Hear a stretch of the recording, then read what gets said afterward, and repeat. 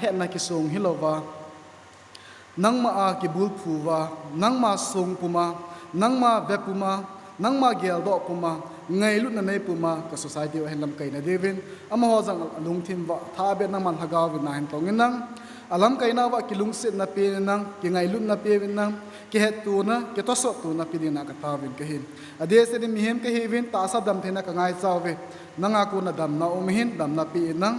het khan thai na chi na ki ti ho het thai na ki ti ho nanga ku na hi je chu nang man hita banga cha helam kai na dewa nang man chi na het na ti ho nang pi na kan taw win ka hin tu ni lai na nga hong ding do na so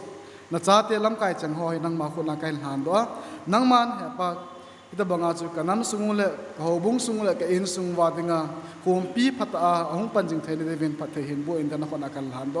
ka program ti ho chai thana ma nei ko wa ki pa thu sai to ki hona hi changa chu thi san thengai hat do thangma ta tho ha chu ka pakai yesu krista mena ka thu ma hi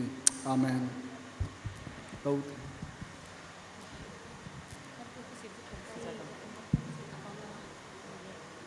This is it. Thank you all everyone for joining with us today.